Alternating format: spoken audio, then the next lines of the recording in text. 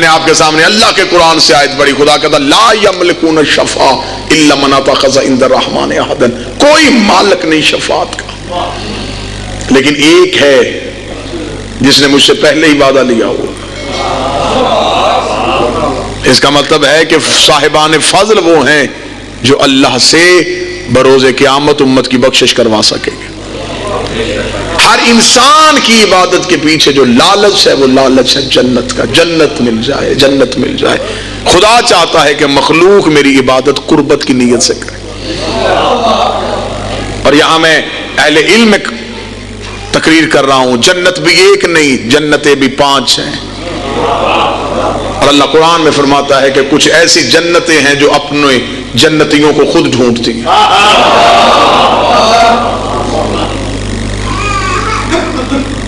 نام سنا ہوگا آپ نے نبی کا، نام اس کا ہود ہے۔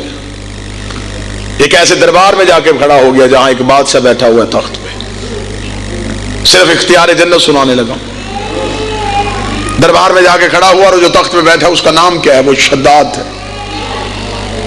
اللہ کے نبی نے جا کے تبلیغ مذہب کرنی شروع کی۔ بادشاہ وقت تبلیغ سنتے سنتے کہنے لگا اچھا اگر تو اس کا نبی ہے، تیرے کہنے کے مطابق ہم اسے مان بھی لیں اور جیسا وہ چاہتا ہے ویسا کریں بھی، آخر میں ہمیں کیا ملے گا؟ جسے تقریر کا ابتدائیہ یاد ہے کہ عبادت لالچ کے بغیر ہونی چاہیے۔ اسے اگر میں تیرے اللہ کو مان بھی جاؤں اور دنیا میں اپنے نفس کو روک لوں ہر غلطی سے، ہر گناہ سے، یہاں بھی میں زندگی گزاروں پابند ہو کے، ملے گا کیا؟ اللہ کے نبی کی آواز آئی جنت سے۔ اس کا وہ کہاں ہے؟ فرمایا وہ مرنے کے بعد ملے گی۔ اس کا اس جنت کی خوبیاں بتا۔ تفسیر قرآن کہتی ہے نبی بتاتا گیا، وہ لکھواتا گیا۔ جب اس نے جنت کی مکمل خوبیاں بتا دی تو اس نے لکھوانے کے بعد کہا اگر ایسی جنت میں بناؤں تو مخلوق کو نہ نظر آنے والا اللہ منوا رہا ہے اس جنت کے لیے، تو اگر ایسی جنت میں بنا دوں تو پھر کیا تو لوگوں سے کہے گا کہ مجھے سجدہ کریں؟ پھر میں بھی یہ کہتا ہوں کہ میں ایسی جنت بناؤں گا جو مجھے ماننے گا اسے جنت میں بھیجوں گا۔ اللہ کا نبی تھا، خاموش ہو گیا۔ آواز قدرت آئی ہود واپس آ جا، پلٹ کے وہاں سے واپس آ گیا۔ اس نے کاتب سے کہا جیسا جیسا اس نے لکھوایا ہے مجھے ایسی ہی جنت چاہیے۔ تفسیر قرآن کہتی ہے کہ جنت بننی شروع ہو گئی۔ اس نے خزانے لوٹ لوٹ کے زمین کی تہوں سے خزانے نکال کے جنت پہ لگانے شروع کر دیے۔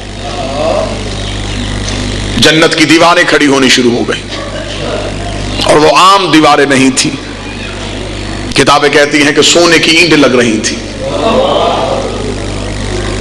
کافور کی کے ساتھ اس کا لیپ ہو رہا تھا۔ جنت کی بیرونی دیواریں سج گئیں۔ اس نے مصنوعی دودھ کی نہریں بنائی، اس نے باغات لگائے۔ یہ قرآن میں پورا واقعہ موجود ہے۔ 100 سال سے لگ بھگ لگ گیا اس کو جنت بناتے ہوئے۔ اس نے وہاں بہترین سونے کی ٹہنیاں اور اوپر چاندی کے پرندے بٹھا دیے۔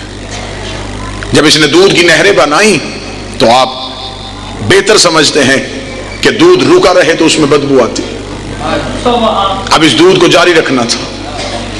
اسے اس پہ رحم آ گیا۔ جبریل سے جا کے کہا جا اس کی دودھ کی نہروں پہ جا کے پھونک مار تاکہ اس میں سے بدبو نہ آئے، تاکہ یہ جاری رہے۔ محنت تو کر رہا ہے، اس کی محنت کا اجر تو ملے۔ دودھ کی نہریں بن گئی، سونے اور چاندی کی دیواریں بن گئی، محل بنا دیے گئے، باغات لگا دیے گئے، چشمے بہا دیے گئے۔ اس کے بھانجے کی ایران پہ حکومت تھی، اس نے وہاں سے زمینوں سے خزانے نکال نکال کے جنت پہ لگا دیے۔ زمین کی تہ کے نیچے اس نے خزانہ چھوڑا ہی کوئی نہ، حتیٰ کہ کتابیں کہتی جب خزانہ بالکل ختم ہو گیا اس نے لوگوں کے گھروں میں گھس کے ان کے گھروں سے مال لوٹا۔ اس کے ذہن میں اب ایک ہی آرزو تھی کہ جنت بن جائے، جنت بن جائے، جنت بن جائے۔ بالکل جنت تیار ہو گئی اور تفاسیر کہتی ہیں کہ اس جنت کے دروازے کی جگہ باقی تھی اور اس کے خزانے ختم ہو گئے۔ اور آپ بہتر جانتے ہیں کہ گھر میں 5 کروڑ روپیہ بھی لگایا ہو اور دروازہ اچھا نہ ہو تو گھر کی قیمت نہیں ہوتی، کیونکہ آنے والا پہلے دروازہ دیکھتا ہے۔ اس لیے نبوت کے در کا نام علی ہے۔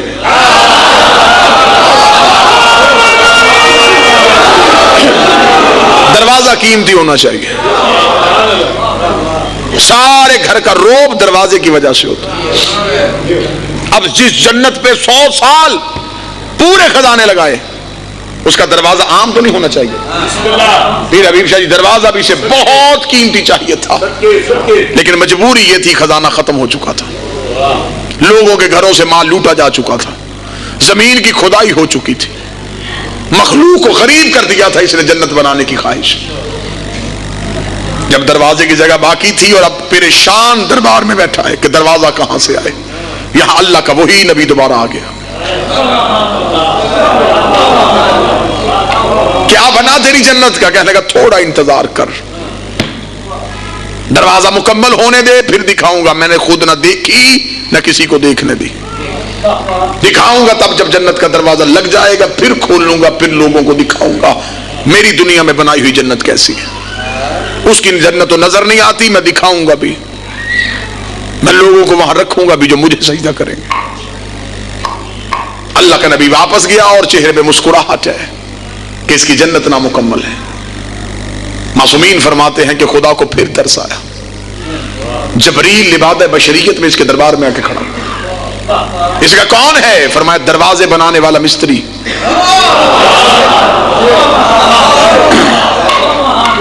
دروازے بناتا ہوں، مجھے خبر ہوئی ہے کہ تو نے جنت بنائی ہے اور تجھے دروازہ چاہیے۔ اس کا دروازہ تو چاہیے لیکن دروازے کے لیے میرے پاس قیمت نہیں، کوئی عام دروازہ تو چاہیے نہیں تھا، جتنی بڑی جنت بنائی تھی اتنا ہی بڑا دروازہ چاہیے تھا۔ جبریل لباد بشریت میں کھڑا تھا، اس نے کہا اگر تو کہے، متوجہ ہے نا بات کی جان، جبریل نے کہا اگر تو کہے تو میں تجھے ایک نمونہ دکھاؤں دروازے کا جو میں نے بنایا۔ اس کا جا لے کے کہاں سے آنا تھا؟ تفاسیر کہتی ہیں اس نے ہاتھ پیچھے کیا اور اللہ کہتا میں نے اپنی سجائی ہوئی جنت میں سے دروازے کا ایک حصہ جبریل کے ہاتھ پہ رکھ دیا۔ جبریل نے اس کے دربار میں کھڑے ہو کے وہ دروازہ رکھا، جو ہی دروازے کو دیکھا یہ اٹھ کے کھڑا ہو گیا۔ اس کا میری بنائی ہوئی جنت میں اس جیسی ایک بھی چیز نہیں، اتنا خزانہ لگایا اور لیکن میری جنت میں ایک بھی چیز ایسی نہیں۔ جبریل نے مسکرا کے فرمایا وہ بندوں کی بنائی ہے، یہ اللہ کی بنائی ہے۔ بندوں کا بنایا ہوا مدت بھی لگ جائے، اللہ کے بنائے ہوئے کی برابری تو کر نہیں سکتا۔ یہ دروازہ ہے، اگر تو خریدنا چاہے تو میں بیچتا ہوں۔ جنت کی طلب اس کے دل میں اتنی تھی کہ جنت سج جائے سج جائے سج جائے۔ آپ یقیناً ہر ایک شخص اپنے گھر بھی بناتا ہے، گھر جب اختتامی مراحل میں ہوتا ہے نا تو ہر انسان کی خواہش ہوتی ہے کہ جلدی جلدی مستری گھر سے باہر جائیں، ایسا ہی ہے نا؟ اتنی جو محنت کی ہے اب جلدی جلدی گھر بن جائے تاکہ میں مہمانوں کو بلاؤں، عزیز و اقربا کو بلاؤں، دوستوں کو بلاؤں اور دکھاؤں۔ یہ بھی یہی چاہتا تھا کہ اتنی محنت ہوئی ہے جلدی جلدی دروازہ لگ جائے۔ تفاسیر کہتی ہیں کہ جبریل نے کہا دروازہ خریدنا چاہے گا، لیکن دروازے کا حصہ ایک تھا، دروازے چاہیے تو 2، اس کا ایک حصہ ہے، اس کا اس سے ہر صورت میں خریدوں گا۔ قیمت جبریل نے کہا آدھی جنت۔ جو تو نے بنائی ہے نا یہ جنت، آدھی کی ملکیت مجھے دے۔ دروازہ تو اس کا ایک دروازہ ہے تو دوسرا کہاں سے آئے گا؟ اس نے فرمایا جس نے ایک دیا ہے۔ خواہش بتانے لگا ہوں اور اختیار بتانے لگا ہوں۔ خواہش میں اور اختیار میں فرق کیا ہے؟ مجلس کی ابتدا میں نے یہ کی تھی کہ اگر عبادت کی جائے صرف قربت کے لیے تو پھر وہ اپنی مرضی سے نوازتا ہے، اگر اسے ہدف دیا جائے کہ مجھے یہ چاہیے تو پھر انسان کی خواہش میں اور اس کے اختیار میں فرق کیا ہے؟ ایک دروازہ ہے، دوسرا کہاں سے آئے گا؟ اس کا جس نے ایک دیا ہے وہ دوسرا بھی دے گا۔ اس کا دوسرا مغوا پہلے دکھا، دوسرا آیا، اس جیسا ہی خوبصورت. اس نے کہا دونوں دروازے لوں تو قیمت. جبریل نے کہا پوری جنت. ایک دروازہ آدھی جنت, دو دروازے ساری جنت. مسکرا کے کہنے لگا 100 سال ہو گئے مجھے محنت کرتے ہوئے, جنت تجھے دے دوں تو میں نے پھر کیا بنایا. جبریل کہا پھر میں جاتا ہوں, رکھ بغیر دروازے کے جنت ادھوری رہ جائے گی, کوئی اس کی طرف منہ ہی نہیں کرے گا. اس کے مشیروں نے کہا خرید لے, ابھی سے قتل کر دیں گے, ہم نے کون صحیح سے جنت کی ملکیت دے دینی ہے, اس سے خرید, اسے قتل کریں. جبریل نے ہاتھ میں کاغذ کا ٹکڑا دیا, اس میں لکھ کے دے کہ جنت میری. مشیروں نے کہا لکھ دے, اس کے ہاتھ سے ابھی چھین کے اسے قتل کر دیں گے, دروازہ تو خریدیں. کتابیں کہتی ہیں اس نے یوں دستخط کی اور مہر لگا کے کاغذ حوالے کیا, دروازہ وہیں کا وہیں رکا. دروازے کا رکنا تھا, سپاہیوں کا دوڑ کے پکڑو, اسے پکڑنا تھا. جبریل آنکھوں سے اوچھل. اسے کہا اچھا ہوا خود ہی چلا گیا, قوم جنات سے تعلق ہوگا, مجھے ڈھونڈنا پڑنا تھا. اب دروازہ تو مجھے مل گیا, دروازے کو ہاتھ رکھنے لگا تھا, اللہ کا نبی دربار میں دوبارہ آ گیا.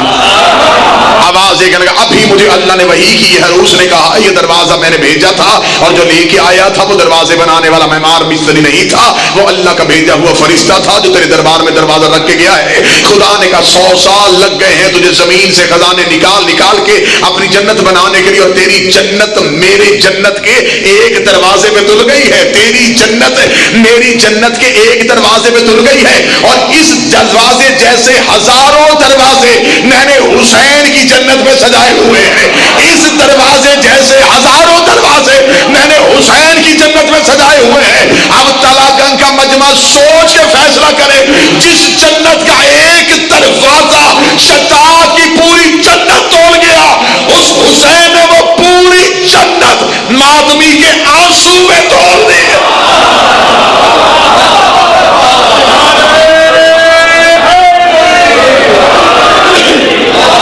اللہ نے شداد کی جنت خریدی تھی ایک دروازہ دے کے. اللہ نے شداد کو اس کی اوقات بتائی کہ تیری جنت میرے دروازے کے آگے تل گئی. میرے پاس ایسی ہزاروں دروازے ہیں جو میں نے جنت میں چلائے. پھر جب حسین نے خریدی بھی تو حسین بھی بڑا با اختیار بادشاہ تھا. پھر جب حسین نے بیچی تو پھر حسین نے ایک آنسو میں بیچی, کیونکہ جو حسین سے خریدنے آیا تھا وہ خواہش لے کے نہیں آیا تھا, وہ قرب حسین کی خاطر آیا تھا. جتنے مجلس میں آئے ہو اٹھ کے مجھے کوئی ایک بندہ بتائے کہ میں گھر سے جنت کے لالچ میں مجلس میں آیا ہوں. مسجدوں میں جنت کا لالچ ہے, مجلس شبیر میں کیوں نہیں؟ طواف کعبہ میں جنت کا لالچ ہے, ماتمی حلقے میں کوئی نہیں. اس لیے کہ ہم نے استعارے لیے ہیں کربلا سے. شب عاشور چراغ بجھا کے میرے بادشاہ نے کہا تھا اگر جنت کی خاطر میرے پیچھے آئے ہو تو میں حسین وعدہ کرتا ہوں میں تمہیں جنت دیتا ہوں, اپنے اپنے گھروں میں واپس چلے جاؤ. چراغ روشن ہوا, 72 کی آواز آئی, وہ جنت کون سی ہے جو تیرے بغیر مل رہی ہے؟ وہ کون سی جنت ہے جو تیرے بغیر مل رہی ہے؟ ہمیں خواہش جنت نہیں, ہمیں قرب حسین چاہیے. اللہ چاہتا ہے میرا قرب مانگو, میں خواہش سے زیادہ دوں گا. حسین کہتے ہیں میری خوشنودی مانگو, میں بھی تمہیں تمہاری سوچ سے زیادہ دوں گا.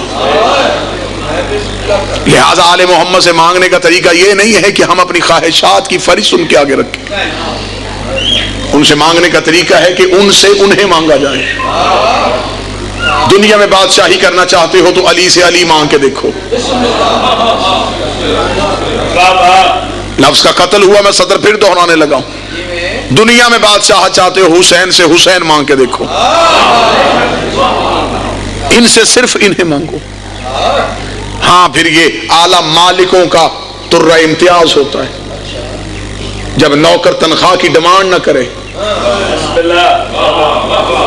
پھر یہ دیکھتے ہیں کہ نوکر کی ضرورت کیا ہے.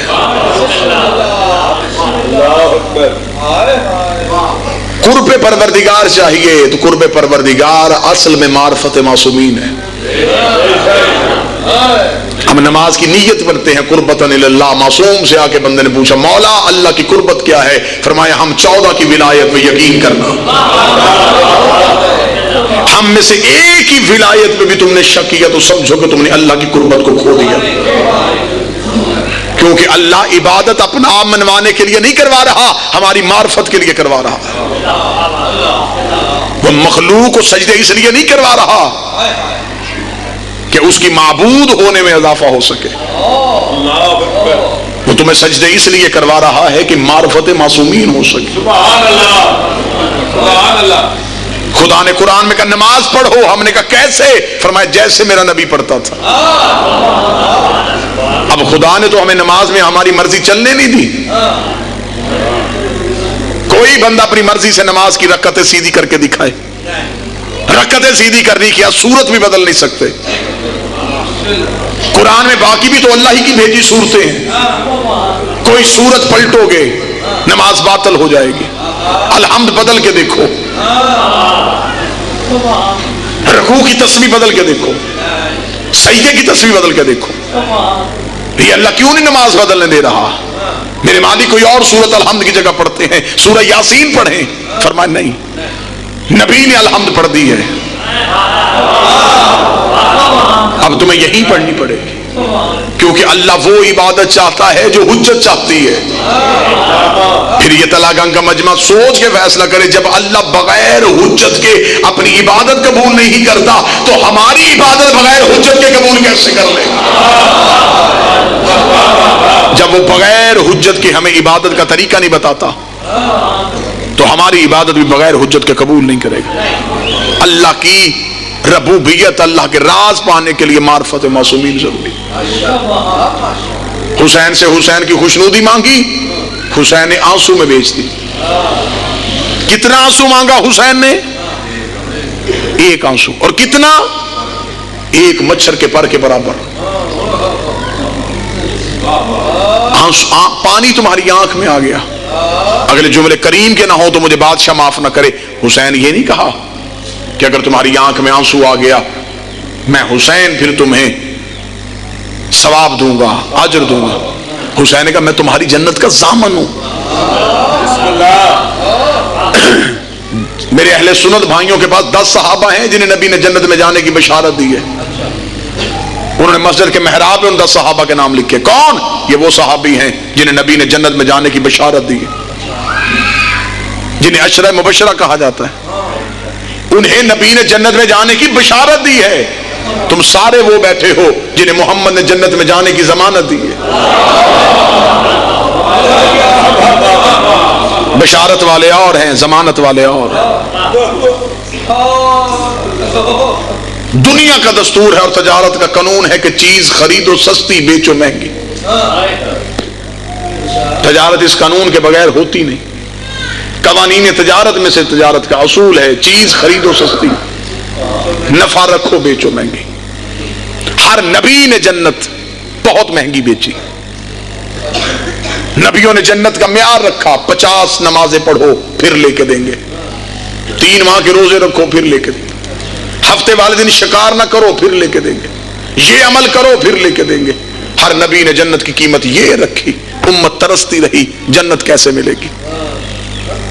حسین نے خریدی مہنگی تھی,